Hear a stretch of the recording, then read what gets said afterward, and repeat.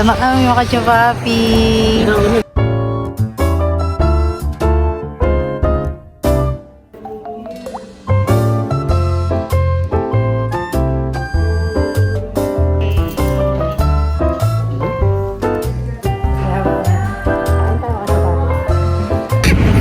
Meron ko saan nag-slow kasi mga kachupapi. Ang saya-saya. Busog. Hindi, wala silang kanin dahil. Kaya hindi masarap.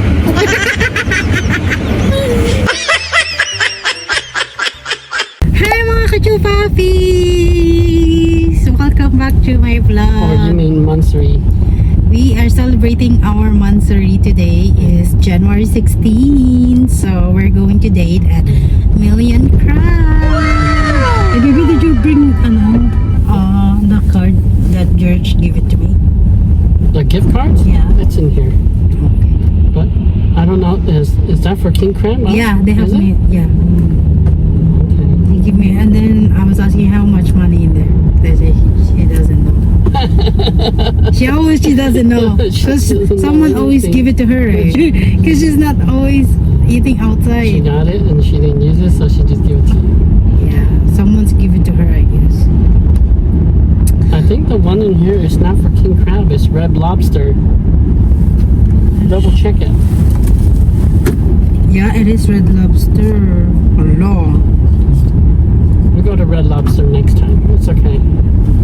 Where is that? Do we have here? We don't have here in town. I think we have one out of town, but I don't remember where it is. Ito mga kachupapi yung binigay sa akin ni ate. Yeah, Red Lobster nga. Yeah, that's different than King Crab. Dami na akong card na binigay. Kasi pag mag-birthday ito mga kachupapi, ang minsan binibigay na gift card. Diba, birthday mo, gift card ang binibigay nila. So anyway, we are celebrating our first year monthsary. No, not first year. Oh, tama, first year. Bagong taon. The first monthsary of the year. Yeah, first. Yeah, correction. Natatawa ko sa asawa ko, mga kachupapi. Every month we celebrate. So every month we're eating outside mga kachupapi. Minsan hindi naman all the time we do this. Sometimes we just decided to cook inside our home, but you know, my husband wants to eat king crab and I'm kind of like craving. No. Kachupapi, English na tayo dahil. Anyway, pupunta kami ngayon sa King Crab. At ang oras ngayon is 4 PM na mga kachupapi. Medyo busy kami for today and I'm so happy that we still celebrating this small event of our life. Oh, your boss. Is that your boss? No, that's our old truck driver. Oh, she's Asian too. My boss? No, he's Asian. No, he's not. He's white. She's white. Oh, he look so small. I don't know. He's just short. Nandito kami mga kachupapi sa trabaho ng asawa kasi nakalimutan niya yung wallet niya dahil aalis kami, nakalimutan niya yung wallet. Kaya sabi ko, ano ba yan? Ayan ang importante. Buti na lang nilagay niya sa buti na alala niya dahil. Pero anyway, simple lang tayo for today. Kalimutan ko mag-lipstick daw. Kalimutan ko na yung lotion ko dahil. Ang dami ko nakalimutan dahil. Lamig pa naman for today's video. Kailangan sa bag mo, hindi ka nawawalan ng lotion. Kaya lang mamadali ko sa kanina. Hindi na ako nakapag-upload araw-araw dahil. Kasi medyo busy na. Siguro laging inaantay. Siguro lagi nyo inaantay yung aking ma-upload. Saan ko ba yan? Ang dami yung malalaglag sa kilid pa ng car. Ang hirap kunin eh. Baby, do you have lotion? Inside the car? Yeah. I thought you left one in here.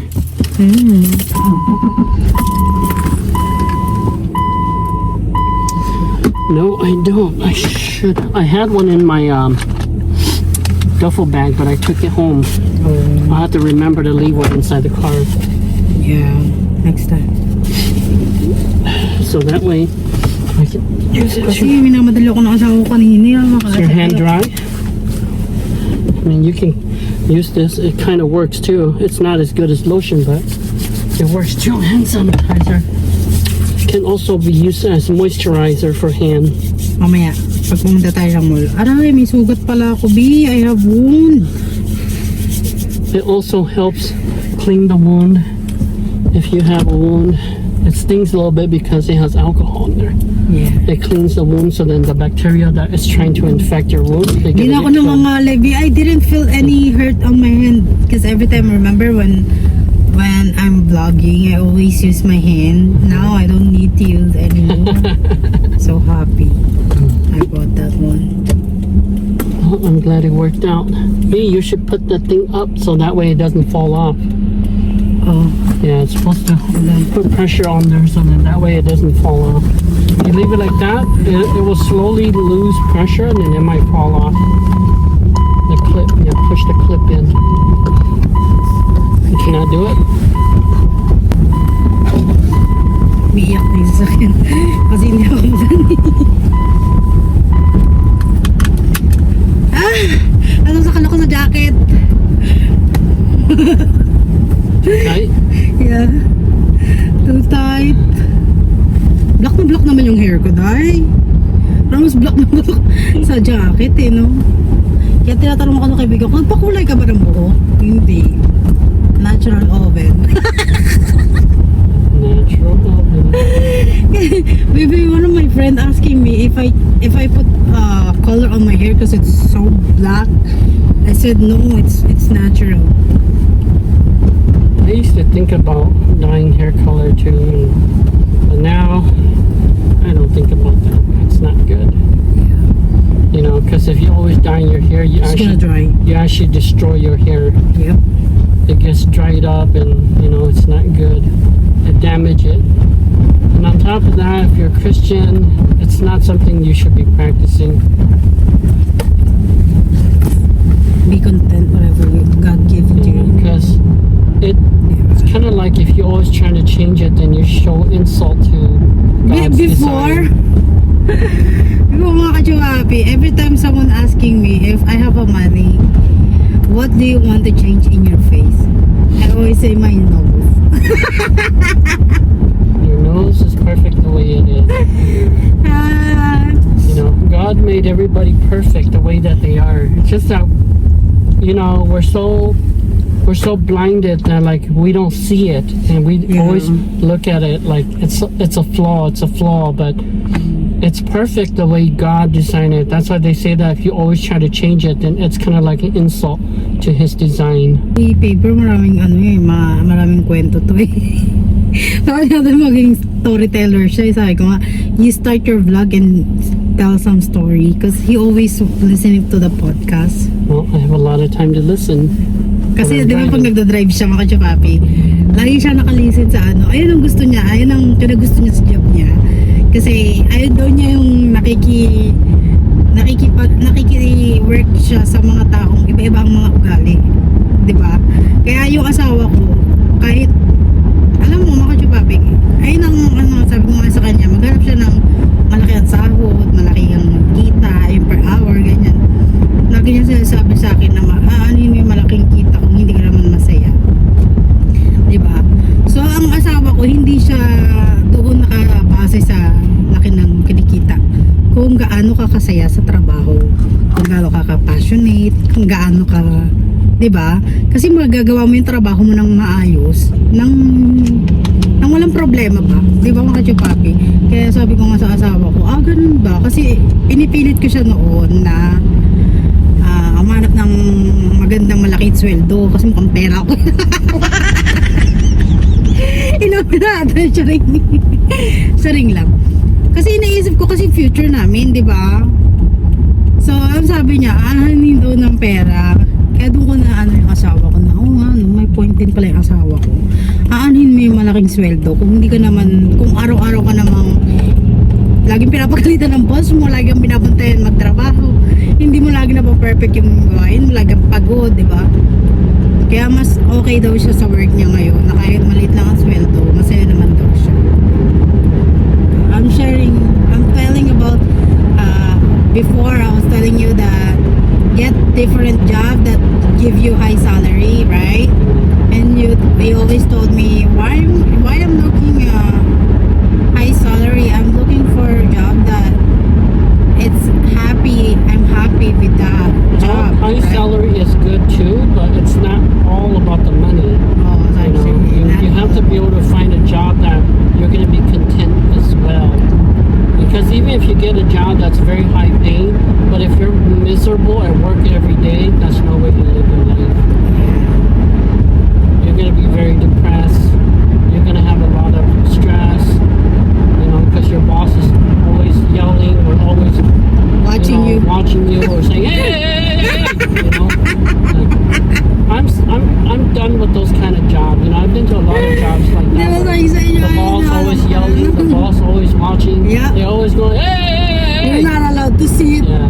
When you sit, they're gonna ask you where you're sitting. Yeah. So You're not allowed to rest. I mean, high Diba? salary is good, but you also want to get a job that you can do Forever. that you Yeah. can do for long term, and you're going to be happy going to work every day. You don't want to wake up the next day and thinking to yourself like, oh boy, here we go again. You know. See, now that I have my job, you know, every day I wake up, I don't mind at all. You know, I wake up every day. I don't think about like it's another day. I don't think about like, oh, here we go again. I don't think about like, oh, I guess I have to. You know, I wake up every day thinking like, you know, I'm happy for another day. I don't mind doing my job because I love my job. Yeah. I love life. I love everything that I'm given. So I mean, my job's not perfect, but you know, I love it. And they say that when you love doing your job, then it's not work. You know? It doesn't Minsan, feel like work. sometimes, mga chupapi, na igawing habit din natin ang pagpe-pray sa mga asawa natin. Kasi, ano siya eh, parang, ang wife kasi parang siyang isang tool for God to, like for example, like me, I'm always praying for my husband to have more wisdom, more knowledge. Kasi hindi mo siya hindi mo siya magigain.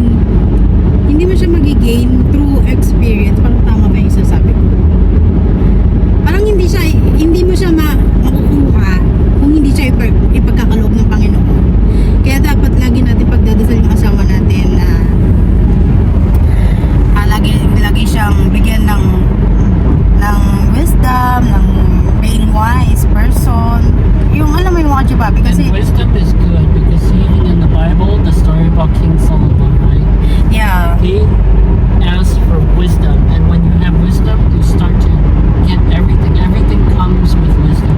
yeah. But if you just pray for things, you pray for money, you pray for materialistic stuff that doesn't matter, at the end of the day, you're gonna go back to being sad, being empty, you know, Yep. and not fulfilled. Yun yung tinuturo ko mga chupapi. Ipagdasal din natin yung ating asawa na magkaroon siya ng ganun nga para once na may mga decision tayo sa buhay, tapos minsan nagkakaroon tayo ng blaming kasi mali yung decision nito, mali yung, di ba may mga ganun tayong sitwasyon, pero mga kachupapi, may ganyan din kaming sitwasyon mga kachupapi, pero hindi ko naman sinasabi na perfect yung relationship namin. Minsan may hindi rin kami pagkaunawaan, hindi rin kami nagkakaintindihan ng asawa ko kasi nga ano ko parang mahirap din ako intindihin.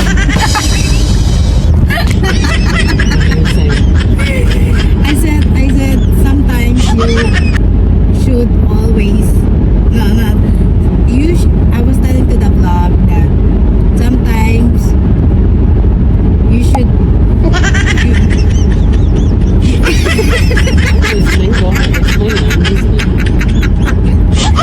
you always pray to your partner to have knowledge, wisdom, because sometimes the wife is kind of like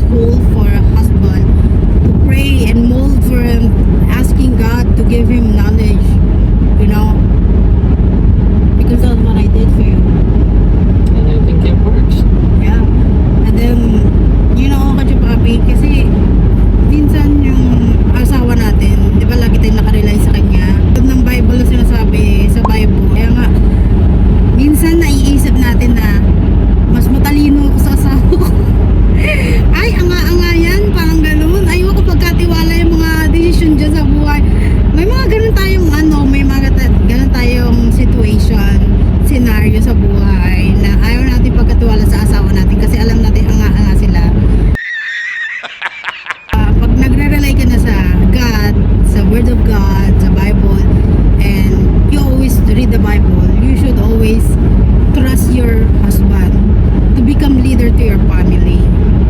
Alright. It also says if he is a godly man and he looks up to Jesus, he looks up to God, he's a man of God who follows, God, then yes, the woman should submit to him and look up to him. Then it falls into the natural order that he designed. Yeah. Pero kung yung asawa mo nagsasabu. And the reason why they say that is because if you're with a man that he's not godly and you submit to him and you follow him, he can be leading you somewhere that's very bad for you, Yeah, spiritually, physically. that's why I was telling, if your husband is doing some drugs, then don't trust him. Yeah. If they're not godly, then it doesn't say anywhere that you Or still he's have drinking to submit. alcohol. Yeah, you don't affiliate yourself with those people. Yeah. Yeah. Sabi rin sa Bible na you should find, is it correct? Is it Bible said that find your a good husband? Is it correct? I don't remember if it says anything like that, but it does say something about how like if you find your partner, it should be somebody that is godly or somebody that can can go that way, that can turn to God. That's why a lot of Christians, they only date other Christians. They don't really date other people that are not believers, because then it causes a lot of problem, because they don't believe. And according to statistics, most Christian relationships work out good. But most relationships that don't have God and they're not Christians, they always end up in destruction. Because they have no base for their morals. They have no morals to guide them. They don't have the base for good and evil. It's just up to them. So it's it's not good. How many minutes to go there? 45 minutes. Oh, medyo matagal-tagal pa rin pala yung mga kwentuhan natin dahil buti We'll be tayo there naman before you know it. Kwentuhan muna tayo. 45 minutes pa daw dahil ganito nga pag nakatira ka sa small town, malayo ang mga lugar na pwedeng kainan, gano'n. Pero sa town naman namin merong mga McDonald's, Burger King, Walmart, meron naman na yung mga gano'n. Kaya lang yung mga gantong kainan na crab, yung walang malapit sa amin. I mean, we have some good restaurants in town too, but Yeah, we but don't have everything. Yeah. So if you want something special, then you have to get outside. And I don't mind it because, gives me the opportunity to take the car on the highway and clean out the engine, because when you drive it on highway like this, it gives the engine a chance to clean out all the combustion, all the goop that's on the inside, and there's a lot of pollution in there. But when you drive it on the highway, then it burns it off and it cleans it out, and it exits the exhaust. But when you're inside the city all the time, go stall like that, it's not good for the car. And Ngayon sinasabi ng asawa ko, mga kachupapi, yung car niya gusto niya laging pinapasada sa highway para nga daw na-clean yung I guess cars are kind of like dogs. That's why they always have to take dogs to go out walking, take them to the park so they can run around. Because if they're sitting all the time and they're not moving, it's actually very bad for their bones, their muscle, their overall health.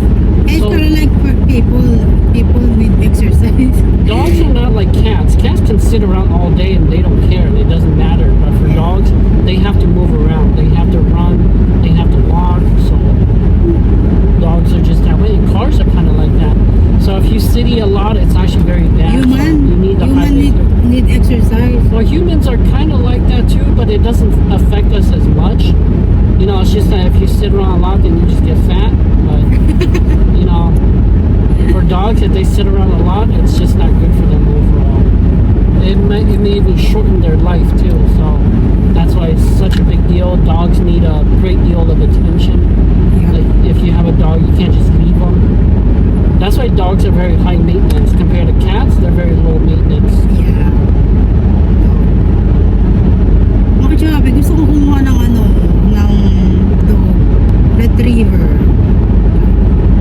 Is that dog? Golden Retriever. Yeah, Golden Retriever and Labrador. I wanna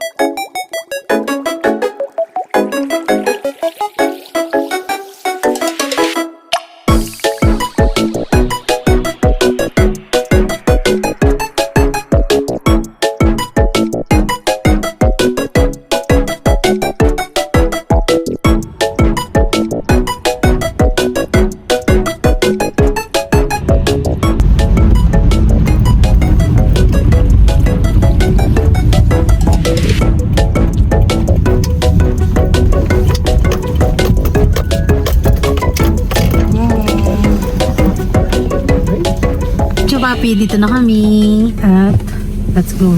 Gugutom na ako dahil. Kanina pa ako lakay. Takpan natin, tinga natin. Kasi sa pinapasukan to ng ano eh. Ng snow. Yay! Dito na kami mga Kachupapi. You know, let me fix my parking. I didn't even see. Ba yan? Hindi na ayos yung parking din niya kasi nakita may snow kasi. Ito yung Goodwill na pinupuntahan namin mga Kachupapi. Ayan. And ito yung Million Crab. Ayan siya mga Kachupapi. Hey! Punta na tayo. So cool.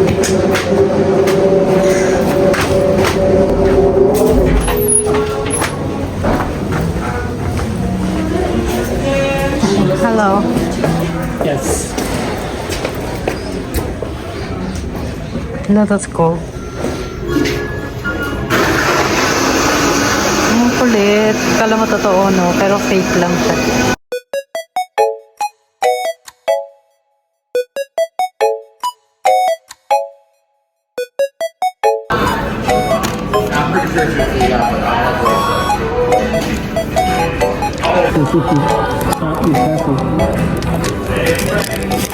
Like it?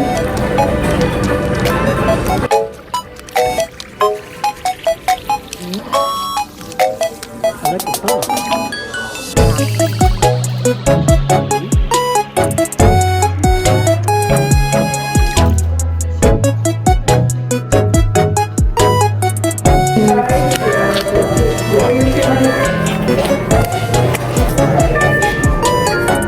This is the king crab. Only one. We didn't order any crab legs. Hi. Good. Rice. Too bad they don't have any. In the Philippines, they would. We have kain tayo mga Kachupapi.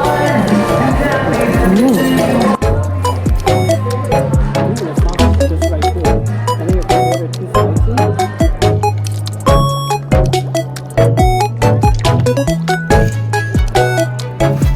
Mga Kachupapi, tignan mo yung ating ano, yung car natin.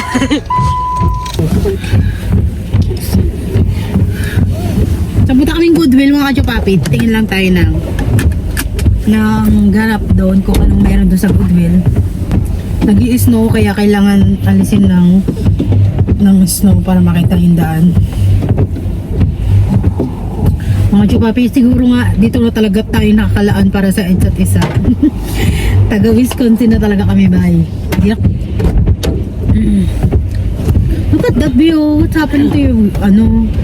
Huh? What's that? It's just, I don't know, when it's cold it gets a little foggy.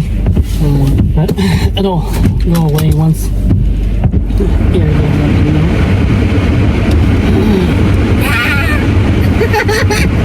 Pero kung saan nag-i-snow kasi mga Chupapi, ang saya-saya. Busog. Hindi, wala silang kanin, day. Kaya hindi masarap. Sorry, masarap kahit walang kanin. Kaya lang siguro kasi dito sa Amerika, hindi very popular ang rice. Only in Asian Emirate. Di ba ingay? Punta tayo ng Goodwill! Alam mo yung aking Goodwill lang talaga ang aking ganapan sa buhay. Just going next door. Yep. Umikot lang kami dahil. Kasi ito lang, tapat lang. So let's go! Tingin-tingin lang kami ng mga egg-eggan. Alright. Next time we go to Red Lobster. Bring your drink. It's cold. Mga Kachupapi, tapos na kami mag-shopping sa Goodwill at hindi ko na kayo sinama dahil maraming tao. So ipapakita ko na lang sa inyo yung mga pinamili ko later.